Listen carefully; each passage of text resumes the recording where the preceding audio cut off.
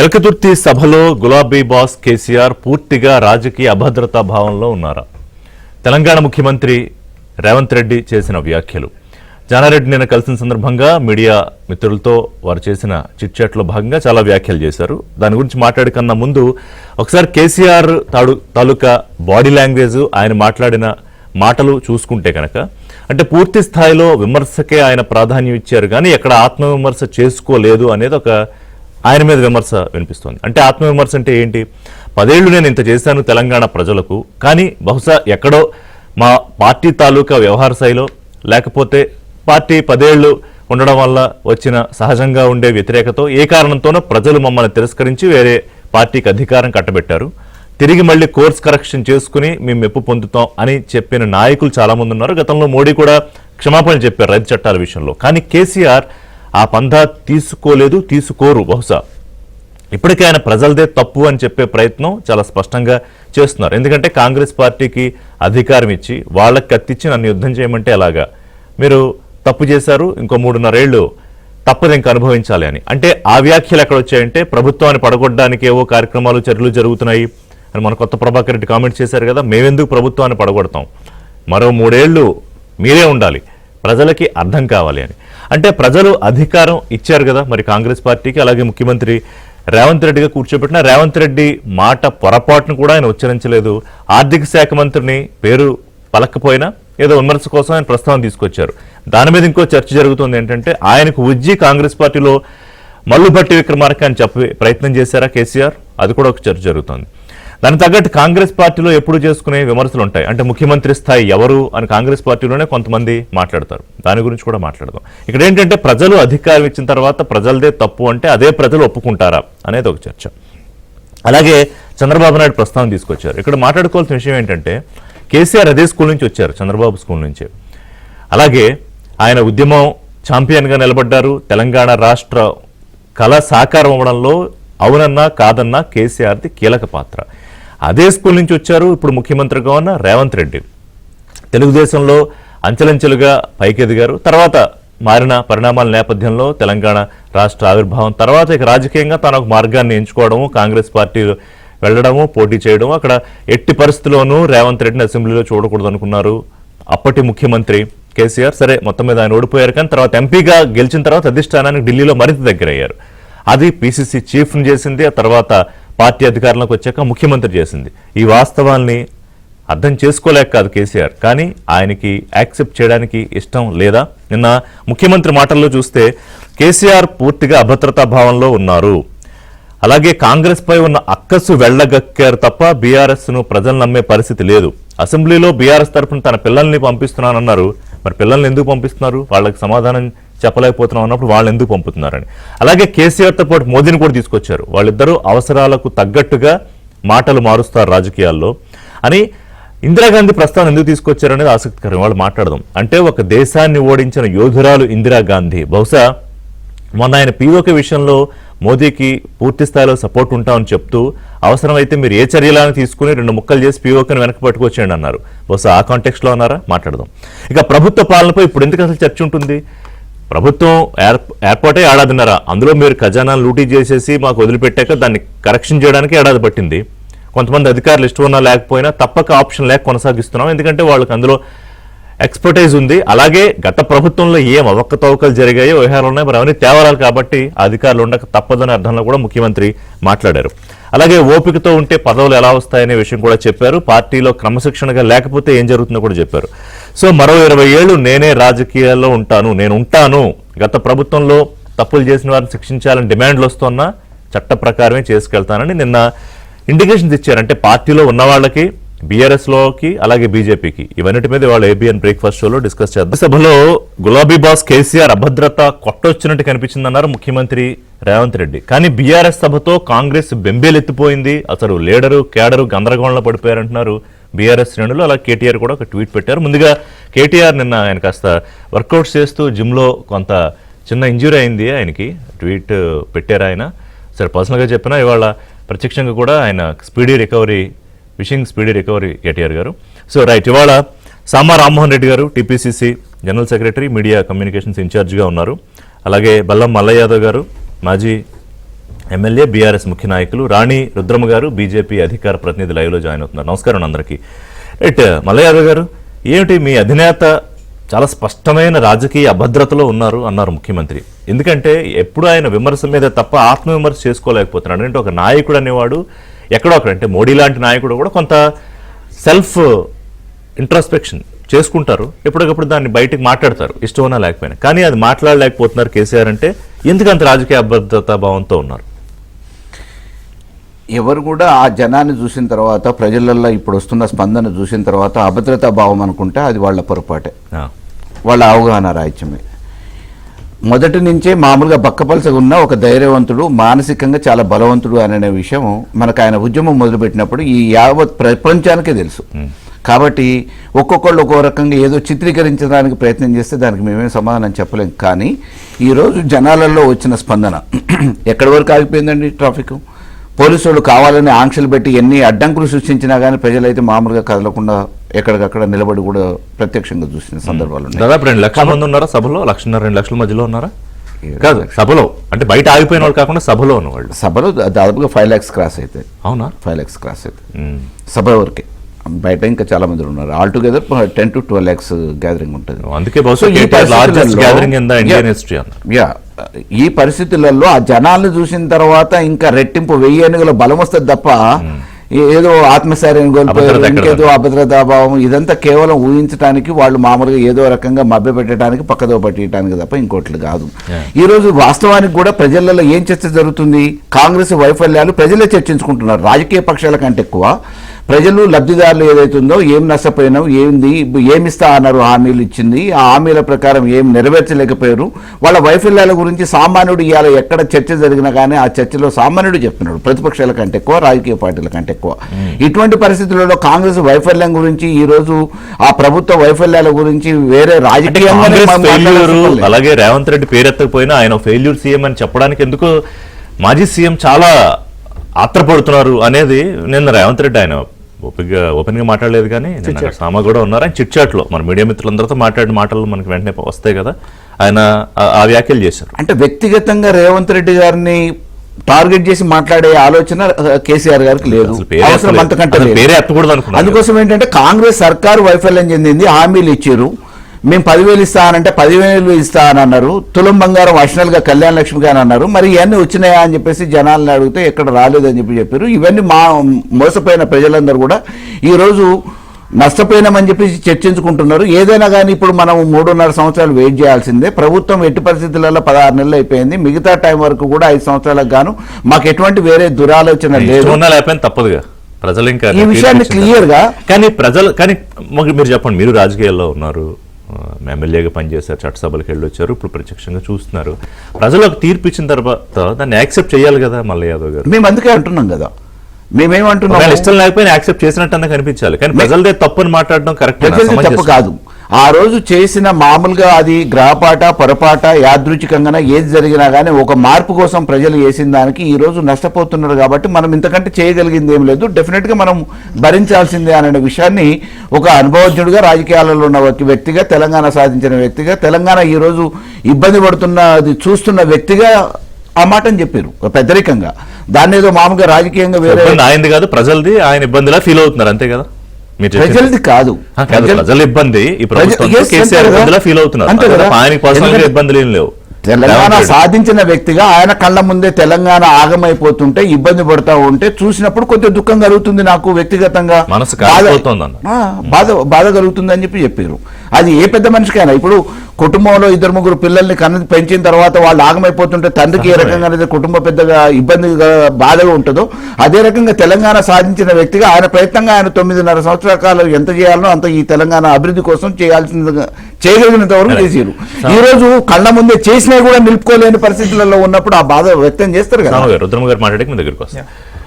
రుద్రమ్మ గారు నమస్కారం. ఇప్పుడు మోడీ ఆయన కూడా తీసుకొచ్చారంటే కాంగ్రెస్ ముఖ్యమంత్రిగా ఉన్న రేవంత్ రెడ్డి మరి బహుశా కేసీఆర్ మాటల్లో ఎక్కడా పెద్దగా బీజేపీని టార్గెట్ చేయకపోవడం, ఏదో మాట్లాడేంలే తమలపాకుతో కొట్టానన్నట్టుగా మొత్తం గంట స్పీచ్లో లెస్ దాన్ ఏ మినిట్ ప్రస్తావన తీసుకొచ్చారు. కాబట్టి బహుశా ఇక్కడ మోడీని తీసుకొచ్చారా అనుకోవాలి. అంటే మోదీ ప్లస్ కేసీఆర్ అనే ఒక ఈక్వేషన్ ఎస్టాబ్లిష్ చేయాలనుకుంటున్నారని మీకు ఏమైనా అనిపిస్తోందా రేవంత్ రెడ్డి? ఎందుకంటే మోడీ కేసీఆర్లు అవకాశాన్ని బట్టి అవసరాలను బట్టి మాటలు మార్చేస్తారు రాజకీయాల్లో అన్నారు. ఒకటి నమస్తే అండి మీకు, అలాగే ప్యానెల్లో ఉన్నటువంటి పెద్దలకి. ఒకటి సరే, రాజకీయాల్లో ఉన్నప్పుడు ముఖ్యమంత్రి స్థానంలో ఉన్నా లేదంటే ప్రతిపక్షాల్లో ఉన్నా రాజకీయ విమర్శలు అనేటువంటివి సహజం. వాళ్ళు ఒకటి, వాళ్ళు వీళ్ళు కలిసిపోయినారు అని ప్రతి ఒక్కటి నిందారోపణలు చేయడం అనేటువంటిది సహజం. అది కాంగ్రెస్ పార్టీకి ఉన్నటువంటి సహజ లక్షణం. ఆ విషయాన్ని పక్కన పెడితే మీరు ఇందాక ఒక మాటని మెన్షన్ చేశారు, మోడీ గారి గురించి చాలా తక్కువ, బీజేపీ గురించి తక్కువ మాట్లాడారు అనేటువంటి. వాస్తవానికి అదే సరైనటువంటి పద్ధతి. ఎప్పుడు కూడా గుర్తుపెట్టుకోండి రిషి గారు, ఎప్పుడైనా కూడా ప్రజాస్వామ్యంలో, డెమోక్రసీలో రాష్ట్రాల్లో ప్రభుత్వాలు నడిచినప్పుడు రాష్ట్ర ప్రభుత్వం అనేటువంటిది ఇక్కడ ఉన్నటువంటి వనరులు, ఇక్కడ ఉన్నటువంటి వ్యవహారాలు, వాళ్ళు ఇచ్చినటువంటి హామీలు, ఇక్కడ వస్తున్నటువంటి ఆదాయము, ఈ రాష్ట్ర పురోగతి, రాష్ట్ర ఆర్థిక వ్యవస్థ అనేటువంటిది ఇదొక సపరేట్ ఎంటిటీ. కేంద్రం నుంచి వచ్చేటటువంటి నిధులు, కేంద్ర సహాయము, కేంద్రంతో కలిసి ఒక సహృద్భావ వాతావరణంలో పనిచేసి ఆ కేంద్రం నుంచి వచ్చేటువంటి డబ్బుని రాష్ట్రంలో ఉన్నటువంటి అభివృద్ధికి వాడటం అనేటువంటిది ఒక పద్ధతి. కేంద్రంలో ఏ పార్టీ అన్నా అధికారంలో ఉండనియండి, అడిషనల్ గా ఒక 10% 15% కేంద్రం మీద డిపెండ్ అవ్వటం అనేది ఏ రాష్ట్రంలో అయినా ఉన్నటువంటి రూల్. ఈ తెలంగాణ రాష్ట్రంలో బీఆర్ఎస్ పార్టీ అధికారంలో ఉన్నప్పుడు నుంచి ఒక విష సంస్కృతిని మొదలు పెట్టినారు. ఇక్కడ వీళ్ళకి రాష్ట్రాన్ని నడపడం చేతగాక వీళ్ళు అలవికాని హామీలు ఇచ్చి, వీళ్ళు వచ్చేది 10 రూపాయలు అయితే 1,00,000 రూపాయల ఖర్చుకి వీళ్ళు ప్రణాళికలు వేసుకుని ఎంతసేపు కేంద్రం డబ్బులు ఇస్తలేదు, కేంద్రం నుంచి అంటే కాదు పాలసీ ప్రకారంగా సరే 11 ఏళ్లలో 11 రూపాయలు కూడా ఇవ్వలేదా, అది పక్కన పెడితే నేను పొలిటికల్ గా అంటున్నా. ఎందుకంటే గత ఎన్నికలకు ముందు కేసీఆర్ మొత్తం దేశం అంతా ఎట్లా తిరిగి మోదీకి వ్యతిరేకంగా పార్టీని లేఖం చేయాలనుకున్నారు, అసలు మోడీకి పరిపాలనే చేత కాదన్న స్థాయి నుంచి మళ్ళీ ఇవాళ అసలు పొలిటికల్ గా మిమ్మల్ని టార్గెట్ చేయట్లేదు. ఆ ఆస్పెక్ట్ లో వచ్చాను నేను. నేను అదే మీకు కంక్లూడ్ చేస్తా, షార్ట్ గానే కంక్లూడ్ చేస్తా. సో అట్లా చెప్పి బదనాం చేసేటటువంటి ప్రయత్నం చేసినారు, కానీ వారి బదనాం ఎక్కడ కూడా ప్రజలు రిసీవ్ చేసుకోలేదండి. ఎందుకంటే ఇవాళ మీరు హైదరాబాద్ నుంచి చూడండి, ఏ డిస్ట్రిక్ట్ హెడ్ క్వార్టర్స్ పైన నేషనల్ హైవేస్ చేసింది సెంట్రల్ గవర్నమెంట్. ఇవాళ ఇక్కడ ఉన్నటువంటి కొత్త ఎయిర్పోర్ట్స్ ఇస్తున్నటువంటి సెంట్రల్ గవర్నమెంట్. ఊళ్ళల్లో శ్మశాన వాటికల దగ్గర నుంచి, రైతు వేదికల దగ్గర నుంచి, గ్రామ పంచాయతీ మెయింటెనెన్స్ దగ్గర నుంచి, సడక్ యోజన రోడ్ల దగ్గర నుంచి ఇస్తున్నటువంటిది కేంద్ర ప్రభుత్వము. కాబట్టి ఇట్లా చెప్పుకుంటూ పోతే ఒక 20-30 ఉన్నాయి. కాబట్టి ప్రజలకి డైరెక్ట్ గా లబ్ధి పొందుతున్నాము, కేంద్రం మోడీ గారు ఏం చేస్తున్నారో తెలుసు. కాబట్టి వారిని బ్లేమ్ చేయటం వల్ల ఇవాళ ఈ రాష్ట్రానికి వచ్చినటువంటిది ఏమీ లేదు. అండ్ 11 సంవత్సరాల్లో 10 లక్షల కోట్ల రూపాయలు తెలంగాణకి ఇచ్చినాము అని చెప్పి పవర్ పాయింట్ ప్రెజెంటేషన్ కూడా చేసినాము. పబ్లిక్ పర్సనల్ గా డైరెక్ట్ గా బెనిఫిట్ అయ్యారు కాబట్టి ఆ మాటలు ఎవరు నమ్మే పరిస్థితి లేదు. కాదు నేను అడిగింది political angle. Revanth Reddy government చేసిన కూడా పొలిటికల్ యాంగిలే, కానీ మీరు ఆ పొలిటికల్ యాంగిల్ వదిలేసి పాలసీ యాంగిల్ తీసుకున్నారు రుద్రమ గారు. రైట్, పొలిటికల్ గా కూడా తీసుకుంటే ఒకటి రిషి గారు, పొలిటికల్ గా తీసుకుంటే అసలు నరేంద్ర మోడీ గారిని టచ్ చేసే పరిస్థితిలో ఇవాళ కేసీఆర్ గారు గాని రేవంత్ రెడ్డి గారు గాని లేరు. పొలిటికల్ గా వీళ్ళు ఏం చేశారు, పార్లమెంట్ ఎలక్షన్స్ జరగడానికంటే ముందు చాలా పెద్ద ఎత్తున కూడా ఒక కూటమి లాగా, ఇండి కూటమి లాగా ఏర్పడి కాంగ్రెస్ పార్టీ వాళ్ళంతా కూడా అందులో సరే బీఆర్ఎస్ కొంత పోనట్టు దోబుచ్చులాడినారు, అది వేరు విషయము. ఇవాళ ఇండి కూటమి లాగా ఏర్పడి రాజ్యాంగాన్ని మార్చేస్తుంది, బీజేపీ గవర్నమెంట్ వస్తే మనము ఏదో మొత్తం జీవితాలే నాశనం అయిపోతాయని ఒక రాంగ్ ప్రాపగండా చేస్తే ప్రజలు ఎవరు వాళ్ళని బిలీవ్ చేయాలి.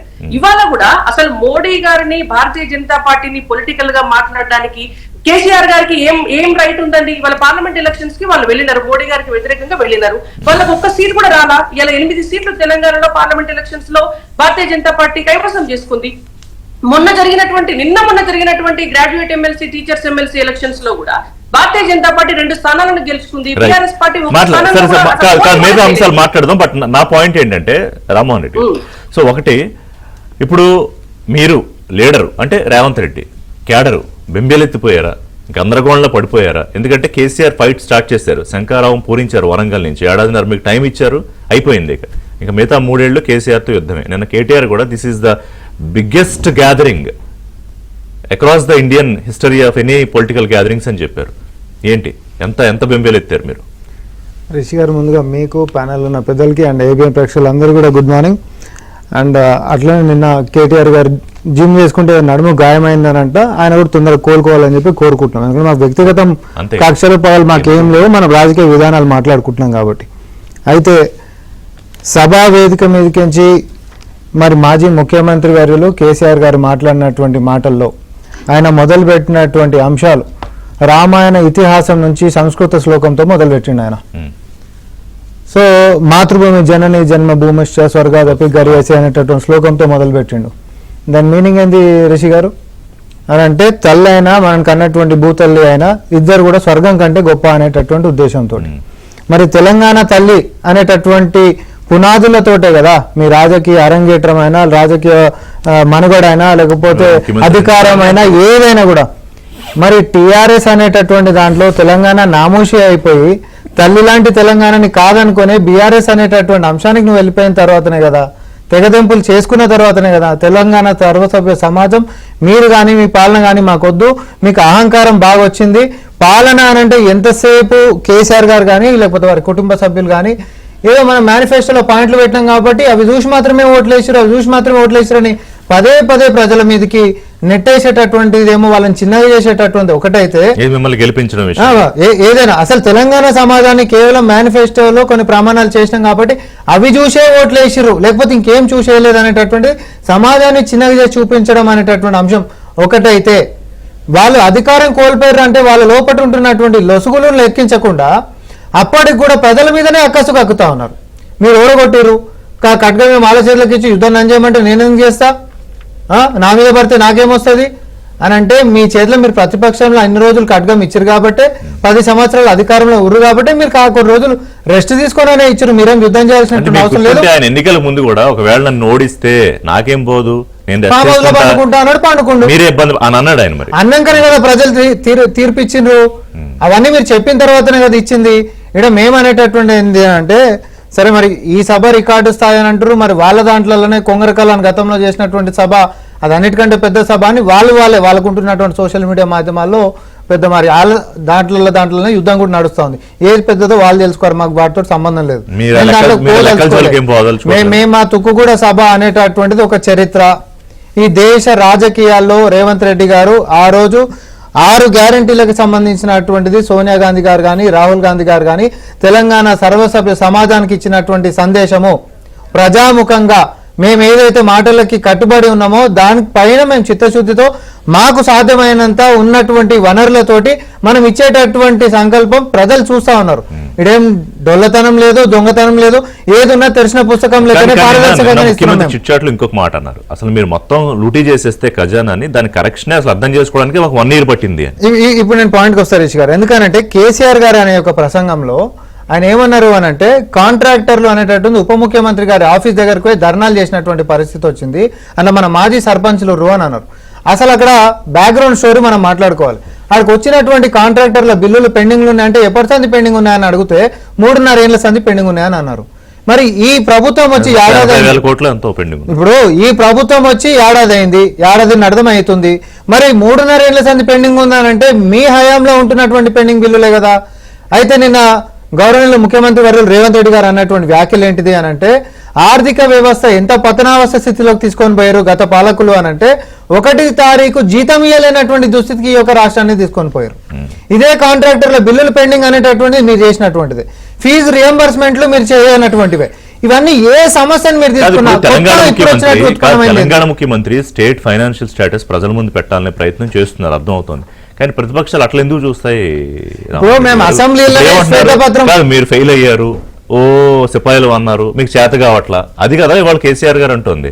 ఇప్పుడు మేము ఒకటే చెప్తాం, ఉన్నంతలనే ఇంటిని చక్కదిద్దుకునేటటువంటిది మానవ నైజం. ఈ యొక్క రాష్ట్రాన్ని ముందుకు నడిపించేటటువంటి దాంట్లో వనరులని పెంచేటటువంటి ఒక ఆలోచనతోటి, ఉన్న వనరులని ప్రజలకి సక్రమంగా అందించేటటువంటి చిత్తశుద్ధితోటి మా ముఖ్యమంత్రి వర్యులు రేవంత్ రెడ్డి గారు ముందుకు పోతా ఉన్నారు. ప్రజాపాలన మా యొక్క కేబినెట్ మంత్రులు మొత్తం కూడా దానికి కట్టుబడి మేము పనిచేస్తా ఉన్నాం. గతంలో ఎవరైనా అడిగితే జవాబిచ్చేటటువంటి పరిస్థితి ఉంటుండేనా? ప్రజలపై ప్రభుత్వం దగ్గర వినతి పత్రాలు ఇచ్చేటటువంటిది ఏమైనా సిస్టమ్ ఉంటుండేనా? అధికారుల దగ్గరికి పోతే ఎట్లా అనంటే వారి యొక్క పైశాచికత్వాన్ని అనుభవించినటువంటి ప్రజలు వాళ్ళ మీద ఏంది చీదరించుకొని ప్రభుత్వాన్ని మార్చాల్సిందే. ఎవరు అనంటే కాంగ్రెస్ పార్టీ ఆల్టర్నేట్ గా అనిపించింది. కానీ నిండు సభగా కేసీఆర్ గారు చేసింది కచ్చితోటేమో కట్టెతోటి కొట్టినంత పనేమో కాంగ్రెస్ పార్టీని చేస్తే, కవ్వింపు చర్యగా గులాబీ పువ్వు రెక్కలతోటి కొట్టినట్టేమో బీజేపీని చేసిండు. ఒక 11 సెకండ్లు మాత్రమే. ఏమని 11 సంవత్సరాల్లో అన్నపదం నేను చెప్తున్నా రిషి గారు, 11 సంవత్సరాలలో ఒక 11 రూపాయలు కూడా ఇవ్వలేదు అన్నాడు, కథం పట్టించేసిండు, ఇక అయిపోయింది. అండ్ ఒక మాట మాత్రం అంటాడు, సోషల్ మీడియా వారియర్స్ అని చెప్పి అన్నారు, కేసులు పెడతా ఉన్నారు, మీకేం సంబంధమే పోలీసు వాళ్ళు, మీరెందుకు ఉరుకులాడుతున్నారు అని అంటే కాదు, చట్టాలను కాపాడాల్సినటువంటి బాధ్యత ఎవరిదండి? తప్పులు చేస్తే అబద్ధపు ప్రచారాలు చేస్తే నేను ఇంకొక ఉదాహరణ కూడా ఇస్తా ఉన్నా. గత తెలంగాణ ఉద్యమంలో రైలు రోకో కార్యక్రమాలని ఆ రోజేమో అన్ని నావే అని చెప్పి ఓన్ చేసుకున్నటువంటి కేసీఆర్ గారు కోర్టు కాడికి పోయేసరికి వాటికి నాకు అసలు సంబంధమే లేదని చెప్పి అఫిడవిట్లు ఇచ్చినటువంటిది మనం మర్చిపోతామా? ఇంకొక విషయం కూడా చెప్తా ఉన్నా, కాళేశ్వరం విషయం కూడా తన యొక్క మెదడు రక్తం రంగరించి మరి కట్టినటువంటి కాళేశ్వరము కూలిపోతేనేమో అధికారులు కట్టిన దానికి నాకేం సంబంధం అని చెప్పి కాదు. నాకు ఒక విషయం, సరే ఈ కేసీఆర్ రేవంత్ రెడ్డి మధ్య పంచాయతీ అయితే మరి నిన్న రేవంత్ రెడ్డి మోదీని ఎందుకు తీసుకొచ్చారు?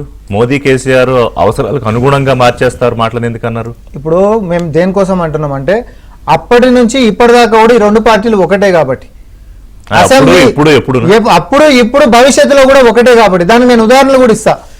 అటు పార్లమెంట్ ఎన్నికలలో బీఆర్ఎస్ పార్టీ సూసైడ్ చేసుకుని బీజేపీని గెలిపించేటటువంటి దానికి గెలిపించుకోరు దానికి రిజల్ట్ గుండు సున్నా వచ్చింది. ఎమ్మెల్సీ ఎన్నికలలో బీజేపీకి మద్దతు ఇవ్వడానికి క్యాండిడేట్లని ఫీల్డ్ చేయలేనటువంటి పరిస్థితికి వాళ్ళ కంచుకోటలైనటువంటి ప్రాంతాల్లో కూడా క్యాండిడేట్లు నిలబెట్టకపోయేసరికి ఎవరికి లాభం చేశారు సార్? నిన్న కూడా సభలో కాంగ్రెస్ పార్టీ మీద మాత్రమే అక్కసుకుంటున్నాడు తప్ప రాజకీయాలు చేస్తా ఉన్న నాయకుడు సెల్ఫ్ సూసైడ్ చేసుకుని ఒక సీట్ లేకుండా చేసుకుంటారు ఏది మోడీ కోసం. ఇగో ఇప్పుడు బిడ్డ మీద కేసులు పెట్టిన తర్వాత బాధాపం తిట్టే పరిస్థితులు లేవు రిషి గారు. దాని తర్వాత సిచ్యువేషన్ సర్కమ్స్టాన్సెస్ కూడా ఎట్లా మలిచే రేపొద్దున కాంగ్రెస్ ని మాత్రం గద్దె దింపాలనేటటువంటి సంకల్పంతో బీఆర్ఎస్ పార్టీ ముందుకు పోతుందే తప్ప బీజేపీని ఏదో మనం ఎదుర్కోవాలి, వాళ్ళని ప్రశ్నించాలి, వాళ్ళతోటి మనకు వచ్చేదేంటి పోయేది. సో ఇప్పుడు ఏంటంటే తెలంగాణ ప్రజలు అర్థం చేసుకోవాల్సిన పొలిటికల్ ఈక్వేషన్ అండర్స్టాండింగ్ ఏంటంటే మోదీ ప్లస్ కేసీఆర్ ఏదేమైనా రేవంత్ ని దించాలి అనుకుంటున్నారు.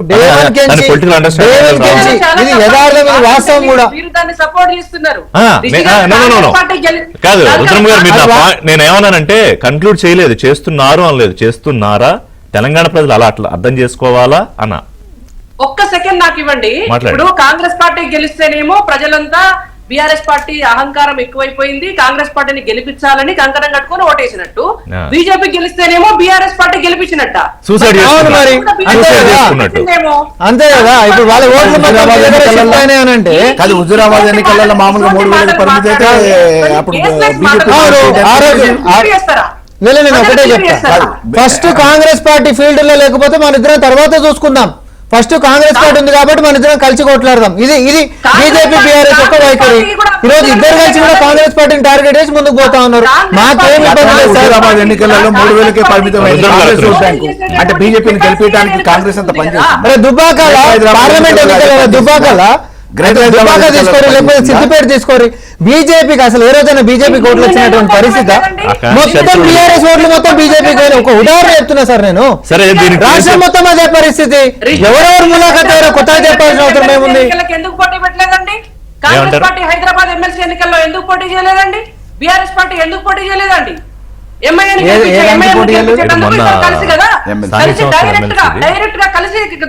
డైరెక్ట్ పార్టీ చేసేటప్పుడు మేము చేసినాం, లేకపోతే పొత్తు మీరిద్దరు కలిసి ఎంఎంని గెలిపించడానికి ఇక్కడ మీరిద్దరు కలిసిపోయారని. ఎవరు ఎంఎంని గెలిపించారు? మొన్న అయింది ఎమ్మెల్యే కోట ఎన్నికలు. కాదు ఇప్పుడు భవిష్యత్తులోనైనా నేను ఇప్పుడు ఒకటే చెప్తా, బీఆర్ఎస్ పార్టీకి చిత్తశుద్ధి ఉంటే బీజేపీ మీద ఎందుకు మాట్లాడరు? సరే అడుగుదాం. ఒక చిన్న బ్రేక్ తీసుకుంటా. బ్రేక్ తర్వాత అంటే ముఖ్యమంత్రి మాట్లాడిన కొన్ని విషయాల్లో సరే కేసీఆర్ మోదీ ఒకటవుతారా, రెండు, అలాగే ప్రభుత్వ పాలనపై అసలు ఇప్పుడు ఎందుకు చర్చ ఉంటుంది అనేది ఆయన పాయింట్. ఎప్పుడు మాట్లాడుకుంటారు? ఇప్పుడు ఓట్లు రావాలని ఎదురు చూస్తున్నారు అన్నారు కదా మాజీ ముఖ్యమంత్రి. ఆ ఓట్లు వచ్చిన సందర్భంలో అంటే చివరి 6 నెలల్లో మాట్లాడుకుంటారు. నేను ఇస్తున్న హామీలు అంటే మా ప్రభుత్వం ఇస్తున్న హామీలు దేశంలో ఎక్కడా ఇవ్వట్లేదని రుద్రమ్మ గారు కూడా చెప్తారు. ఎక్కడన్నా బీజేపీ రాష్ట్ర పాలిత ప్రాంతాల్లో ఈ స్థాయి హామీలు అమలవుతున్నాయా లేదా, ఎట్లా ఫెయిల్యూర్ అనేది. 20 ఏళ్ళు నేను రాజకీయాల్లో ఉంటాను, కక్షపూర్తి రాజకీయాలు చేయడం నా వైఖరి కాదు, కేసీఆర్ లా కాదు, చట్ట ప్రకారమే నేను చేస్తాను. చాలా డిమాండ్లు ఉన్నాయి గత ప్రభుత్వంలో తప్పులు చేసిన వాళ్ళని శిక్షించమని, కానీ చట్టం తన పని తాను చేసుకుపోతుంది అన్నారు తెలంగాణ ముఖ్యమంత్రి రేవంత్ రెడ్డి. దాని గురించి మాట్లాడే ముందు ప్రభుత్వ పాలనపై మల్ల యాదవ్ గారు అసలు ఇప్పుడు ఎందుకు చర్చ ఉంటుంది? ఇప్పుడు మీరు 10 ఏళ్ళు పాలన చేశారు, ఎన్నికలకు ముందు 5 ఏళ్ళ తర్వాత మీరు ఎన్నికలకు వెళ్ళారు. సరే కొంత ముందస్తు వెళ్ళినా కూడా ప్రజలు బేరేజ్ చేసుకుంటారు, కేసీఆర్ గారు ఏం డెలివర్ చేశారు, మళ్ళీ ఏం డెలివర్ చేస్తారని మళ్ళీ ఆయనకి అధికారం ఇచ్చారు. రెండోసారి సరే ఎందుకో నచ్చలేదు తెలంగాణ ప్రజలకి, రేవంత్ రెడ్డి గారు నచ్చారు, వేశారు.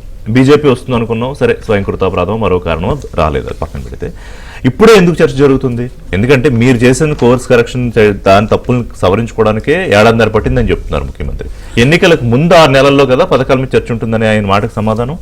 అంటే ఈ రాష్ట్ర ఆర్థిక పరిస్థితి తెలియకపోవటానికి వాళ్ళు వేరే విదేశాలలో లేరు, ఇక్కడే ఉన్నారు.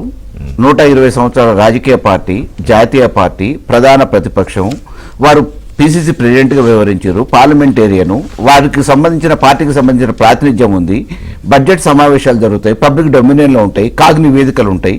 ఆర్థిక పరిస్థితి తెలిసిన తర్వాత మీరు అధికారం కోసం ఇష్టం వచ్చినట్టు హామీలు ఇచ్చి డిసెంబర్ 9వ తారీఖున టకటకన రుణమాఫీ అయితే తీసుకోనోళ్ళు కూడా ఉంటే వెంటనే పోయి తీసుకొచ్చుకోండి, రుణమాఫీ చేస్తామని చెప్పారు. మీ మాట నమ్మి తీసుకొచ్చిన వాళ్ళకు రుణమాఫీ కాలేదని ప్రజలు చర్చించుకుంటున్నారు. అదే రకంగా మీరు అధికారంలోకి వచ్చిన వెనువెంటనే ఏదైతే అమలు చేస్తామని చెప్పేసి హామీలు ఇచ్చిరో ఆ హామీలు సంవత్సరం అర్థం అయినా ఇంతవరకు కాలేదు కాబట్టి మేము మోసపోయినామని ప్రజలు చర్చించుకుంటున్నారు. ఏదైతే బోనస్ ఇస్తామని చెప్పారో బోనస్ కేవలం కొంతమందికే ఇచ్చి మిగతా వాళ్ళకి ఎగరమం పెట్టారు కాబట్టి బోనస్ ఇవ్వలేదు, మద్దతు ధర కూడా లేదు, తూకం తాలు పేరు మీద ఈరోజు మోసం జరుగుతుంది, నష్టపోయినామని చెప్పి చెప్పుకుంటున్నారు. ఎండిపోయిన పొలాలు మామూలుగా రైతులు మొత్తుకుంటున్నా కానీ దాని గురించి పట్టించుకున్న నాదులు లేడు కాబట్టి మేము ఇబ్బంది పడుతున్నామని చెప్పేసి రైతులు చెప్పుకుంటున్నారు. ఆ రోజు రైతు బంధు ఇస్తామని చెప్పి 15,000 10,000 నుంచి 15,000 ఏదైతే ఇస్తామని చెప్పారో ఆ 15,000 ఇయ్యకపోగా ఉపసంఘం పేరు మీద బీళ్లు రాళ్లు రప్పలు ఉన్నాయి, వాటికి కూడా ఎట్లా ఇస్తామని చెప్పేసి ఉపసంఘం పేరు మీద ఇప్పటికి 3 సార్లు వాయిదా వేసుకుంటూ వచ్చారు. 3వ సారి అని ఇస్తారేమని చెప్పేసి అని అనుకుంటే జనవరి 26వ తారీఖు డేట్ పెట్టి 26వ తారీఖు అర్ధరాత్రి నుంచి చేస్తాం, ఇవాళ హాలిడే కాబట్టి అని చెప్పేసి 31వ తారీఖు మార్చి వరకు పూర్తి చేస్తామని చెప్పి ఇప్పటి వరకు పూర్తి చేయలేకపోయారు. కాబట్టి ఇవన్నీ వాళ్ళు ఎక్స్పెక్టేషన్స్ ఏవైతే గత ప్రభుత్వం చేసిన దానికంటే అదనంగా ఇస్తామని చెప్పి మీరు ఆశ పెట్టారో ఆ ఆశకు నమ్మి ప్రజలందరూ కూడా మీ ఎక్స్పెక్టేషన్స్ మీరు రీచ్ అవుతారేమనే ఉద్దేశంతోనే అవకాశం ఇచ్చి అధికారం ఒప్పచెప్తే అవి చేయలేనప్పుడు మేము మోసపోయినామని ప్రజలు చర్చించుకుంటున్నారు. ఓకే, సో రాజకీయ పార్టీగా బీఆర్ఎస్ కాదు, ప్రజల్లో ఉన్న అసహనము కేసీఆర్ మాటలో చెప్పారని. అంతే కదా. ఒక్క నిమిషం రుద్రం గారు మీ దగ్గరికి వచ్చే ముందు దీని మీద ఒకసారి వర్షం తీసుకుని దగ్గరికి వస్తారు. రామ్మోహన్ రెడ్డి ఈ పథకాల గురించి చెప్పండి అంటే ఆయన ఒక లిస్ట్ చెప్పారు పథకాలు. మీరు నేను పొంగులేటి ఆయన ఎక్కడో మాట్లాడుతూ ఇదిగో మేము ఇవి చేస్తున్నాము, ప్రజలు ఆనందంగా ఉన్నారని మీరు చూడలేకపోతున్నారా, అందుకు మీకు దుఃఖం వస్తుందా, ఉండాల్సింది మోదం కాకుండా ఖేదం ఎందుకు వస్తుందని ఆయన అడిగాడు. ఏంటి మరి ప్రజలకు ఏది నిజం ఏది అబద్ధం? ఇప్పుడు ఒక సామాన్య ప్రజానికం అనేటట్టు గత పాలనని ఈ పాలనని బేరీజ్ వేసుకుంటారు ఎవరైనా కూడా. ఇప్పుడు మేము రుణమాఫీ చేస్తామని చెప్పింది నిజమే, వచ్చిన తర్వాత రుణమాఫీ కూడా మేము చేసినాం కదా, అయితే మేము చెప్పింది ఏంటిది, వాళ్ళు ఆరోపిస్తుంది ఏంటిది, విమర్శిస్తున్నటువంటి సంగతి మనం మాట్లాడుకోవాలి. మేము 2 లక్షల వరకు ఉంటున్నటువంటి రుణాలు మొత్తం మాఫీ చేస్తామని మేము చెప్పినాము, దాని మీద కట్టుబడి ఉన్నాము. 21,000 కోట్ల రూపాయలు రికార్డు స్థాయిలో ఇన్ నో టైం. సరే ఆర్థిక పరిస్థితి బాగుంది బాగాలేదన్నప్పటికీ అయానో భయానో కాయ కష్టం ఏదో చేస్తున్నాం కానీ మాట మీద మేము నిలబడ్డాం. వాళ్ళు అనేది ఏంది, ఇంకా కూడా రుణాలు మాఫీ కానటువంటి వాళ్ళు చాలా మంది ఉర్రు అని అంటే 2,50,000 ఉన్నోళ్ళు, 3 లక్షలు ఉన్నోళ్ళు వాళ్ళకి ప్రతి గ్రామంలోనూ ఉన్నారని అది 100% వాళ్ళప్పుడు కూడా ఉంటారు. వాళ్ళు 10 సంవత్సరాలుగా 3 దఫాలుగా చేసినట్టు రుణమాఫీలో ఏ గ్రామం పేరు చెప్తారో మళ్ళీ నేను చెప్పాను రిపోదాము. మీ అప్పుడు 100% గ్రామంలో రుణమాఫీ అయిన వాళ్ళని చూపిస్తారా మీరు? సో మీరు ఫస్ట్ టైం 2014 అధికారంలోకి వచ్చినప్పుడు ఇంటికి ఒక ఉద్యోగమైనా దళితుల్ని ఇదైనా లేకపోతే దళితులకు 3 ఎకరాలైనా లేకపోతే సన్న బియ్యమైనా చాలా ప్రమాణాలు మీరు కూడా చేశారు.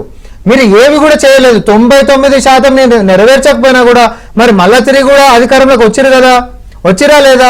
అప్పుడే ఏదో ప్రజలు ఈసడించుకుంటున్నట్టు మీరు దాన్ని చిత్రీకరించే ప్రయత్నాలు ఏదైతే చేస్తారో దయచేసి ఈ దుష్ప్రచారాలను ఆపాలని మేము అంటున్నాం.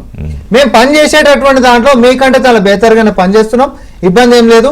కొలువులు ఇచ్చేటటువంటి అంశంలో వాళ్ళు 10 సంవత్సరాలు ఒక చరిత్రలో రూపాయలు కొలువు ఇచ్చినటువంటిది లేదు కదా రిషి గారు. ఇప్పుడు మీరు చేస్తున్నారు ముఖ్యమంత్రి చిట్చాట్లోనే చేసిన పనిని చెప్పుకోవడంలో కాంగ్రెస్ పార్టీ ఎక్కడో కొంత వెనకడుగేసిందని నేను కాదు ముఖ్యమంత్రి అన్నారు.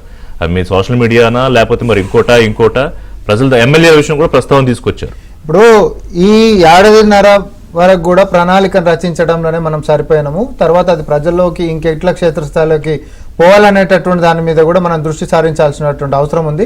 ఎందుకంటే ఈ ప్రభుత్వం చేసిందేంది అనేటటువంటి చర్చ ఎన్నికలకు 6 నెలల ముంగట విస్తృత స్థాయిగా జరుగుతుంది కాబట్టి అప్పటికి ప్రజలకి మనం ఏం చేసినాం వాళ్ళు ఏం చేశారు కొత్త వస్తున్నారు ఏం చేసేటటువంటి శక్తి ఉందో ఆ రోజు మనం. కానీ మీరేమనుకుంటున్నారంటే తెలంగాణలో ఉన్నది మీరు ప్రజలే అనుకుంటున్నారా, అవతల కేసీఆర్ ఉన్నారు అది మర్చిపోతున్నారా ఏంటి మీరు? ఇప్పుడు కేసీఆర్ ఫామ్ హౌస్ ఉన్నాడు కదా, కాకపోతే జనాలలో ఉంటే ఆయన గురించి చర్చ మేము చేస్తాం. బయటకు వచ్చాడు ఒకరోజు చర్చ పెట్టినాం కదా, ఇక మరి ఇప్పుడు ఒకరోజు వచ్చింది కాబట్టి ఒకరోజు చర్చ మళ్ళీ లోపల పోతే మళ్ళీ చర్చ ఏముంటుంది సార్?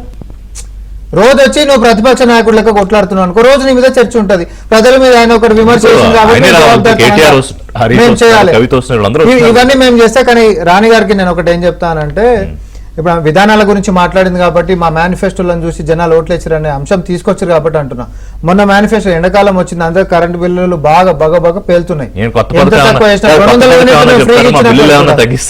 కాదు వాళ్ళ యొక్క కేంద్రం మేనిఫెస్టోలో దేశవ్యాప్తంగా కూడా ఉచిత విద్యుత్ ఇస్తామని చెప్పారు మొన్న మేనిఫెస్టోలో. మా మేనిఫెస్టోలో మేము ఆచరిస్తున్నామా లేదా అని చెప్పి తూకమే చూసేటటువంటి ఇల్లు, మరి వాళ్ళ మేనిఫెస్టోలో ఉచిత విద్యుత్ సంగతి ఏమైందో వాళ్ళు కూడా జవాబు చెప్పాలి వాళ్ళ నాయకులు బయటకు వచ్చి ప్రజలకి. నేను ఒకటే అంశం చెప్తాను, ఇంకా అట్లా చాలా ఉన్నాయి, కానీ ఒకటి అందరికీ కరెంటు బిల్లులు బాగా ఎక్కువ వస్తున్నాయి, ఎటు పెట్రోల్ డీజిల్ ధరలు అంటే మీరు పెంచుకుంటూ పోతూనే ఉంటారేమో, కానీ కనీసం చెప్పినటువంటి మాట మీద కట్టుబడి నిలబడాల్సినటువంటి బాధ్యత బీజేపీ మీద ఉంది కదా అంటున్నాము.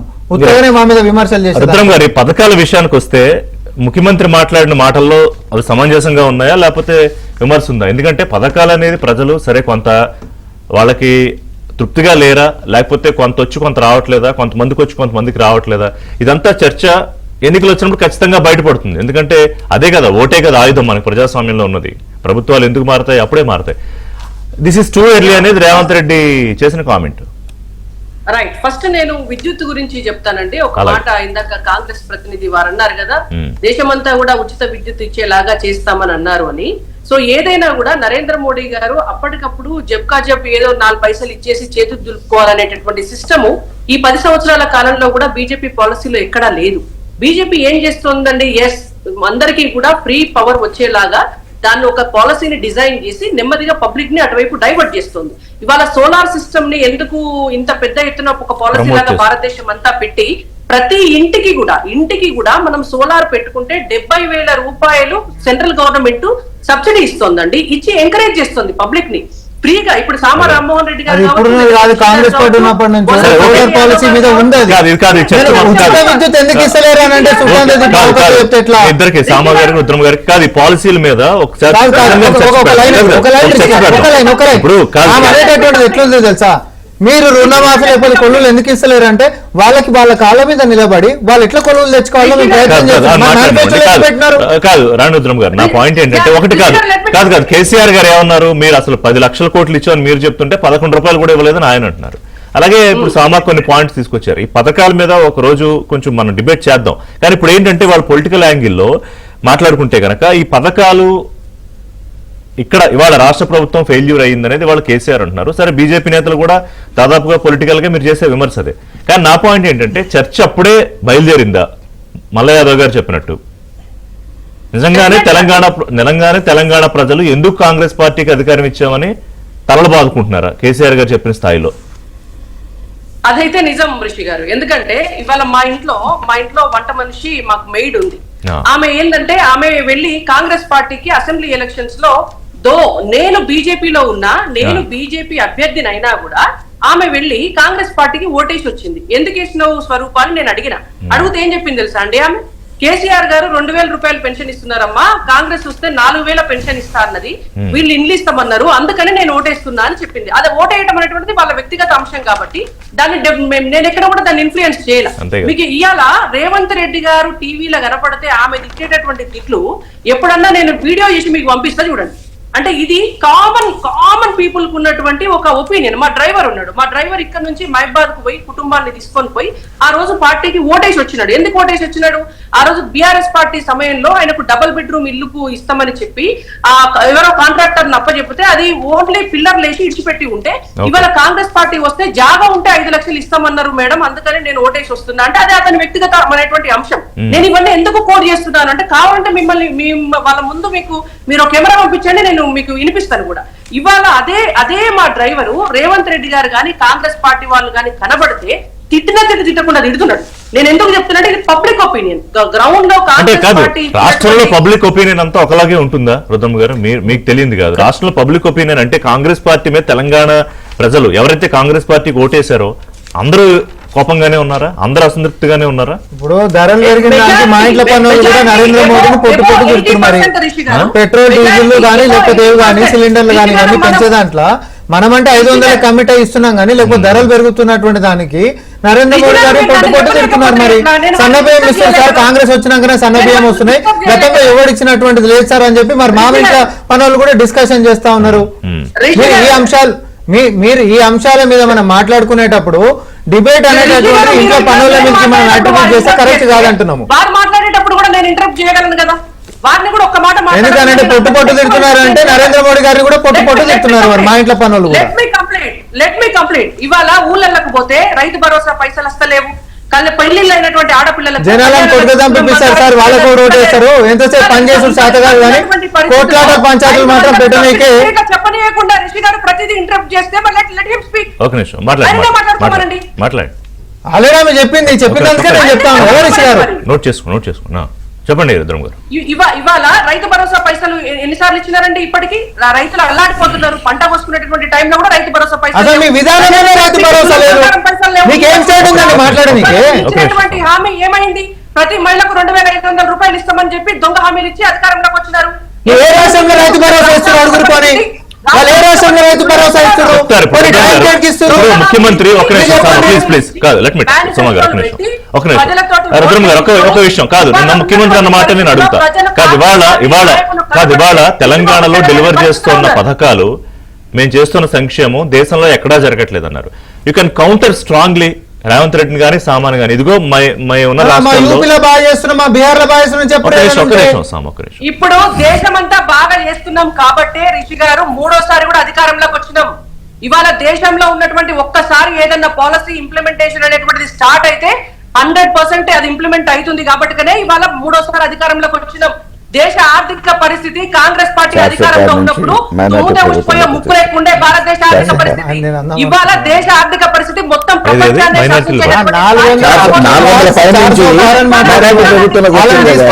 ఇంకోటి చేతిలో కట్టబట్టుకుని నిలబడే పరిస్థితికి వచ్చింది బీజేపీ. మూడోసారి అధికారంలోకి వచ్చామని మాట్లాడుతున్నారు వాళ్ళు.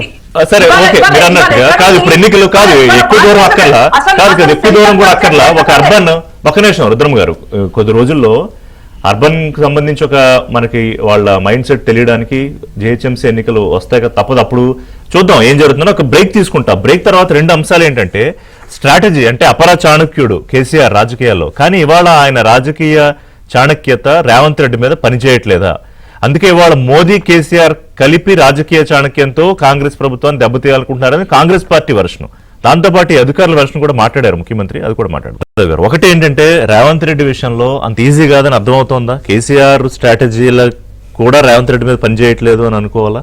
అంటే అట్లా అర్థమైందా? అంటే కేసీఆర్ గారి వ్యూహాలో ప్రతి వ్యూహాలో రేవంత్ రెడ్డి గారి మీద ఉపయోగపడట్లేదు, పని చేయట్లేదు అనుకోవడానికి ఏం లేదు. ఇంకా మొదలే పెట్టలేదు. ఏడాది ఆయన డైరెక్షన్ లో ట్రై చేసి ఇక తప్పక బయటకు వచ్చారు కేసీఆర్. ఇప్పుడు వీరు ఏమంటున్నారు? రండి రండి రండి అని అంటున్నారు. మనం టైం కొద్దిసేపు ఇవ్వాలి. మిగతా విషయాలలో ఒక రాజకీయ పార్టీగా మాట్లాడే నాయకత్వం మాట్లాడుతూనే ఉంది కదా. నేను కూడా మామూలుగా తెలిసిన తర్వాత అన్ని తెలిసిన వ్యక్తి, అనుభవజ్ఞుడు, ఇప్పుడే మాట్లాడుతుండు, విమర్శిస్తుండు అని చెప్పి అనే పరిస్థితి మనం తెచ్చుకోవద్దనే ఉద్దేశంతో 1.5 సంవత్సరాల కాలం పాటు మౌనం వహించిండు. చూస్తూ గమనిస్తూ ఉన్నారు.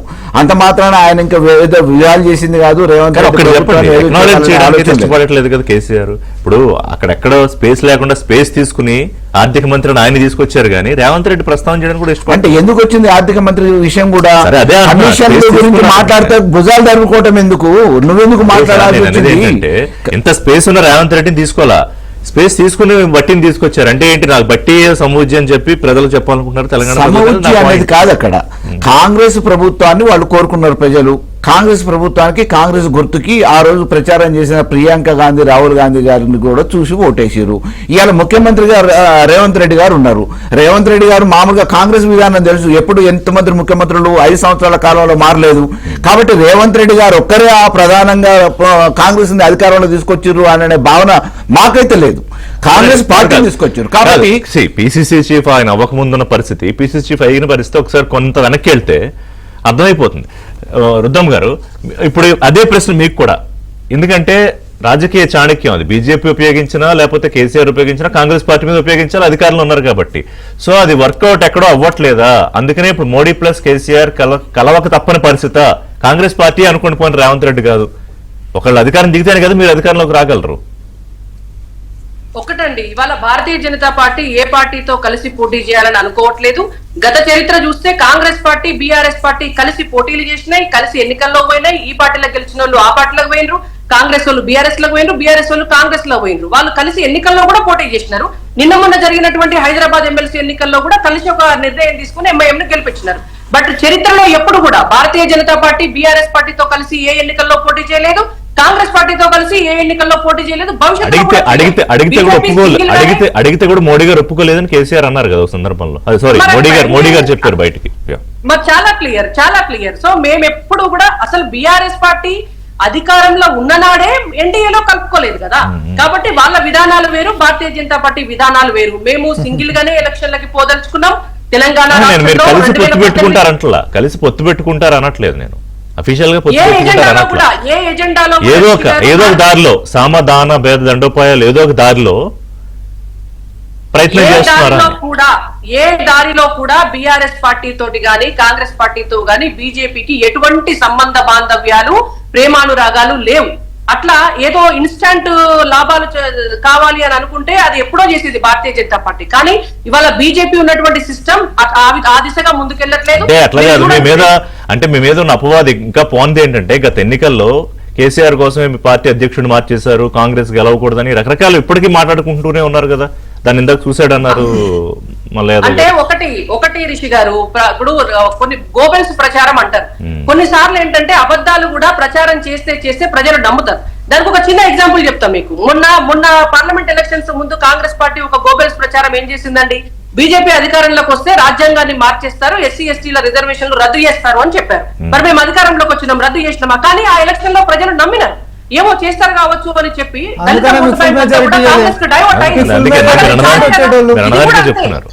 ఇది కూడా అంతే. అండ్ ఇంకొకటి రిషి గారు, ఇంకొక పాయింట్ నేను చెప్తాను.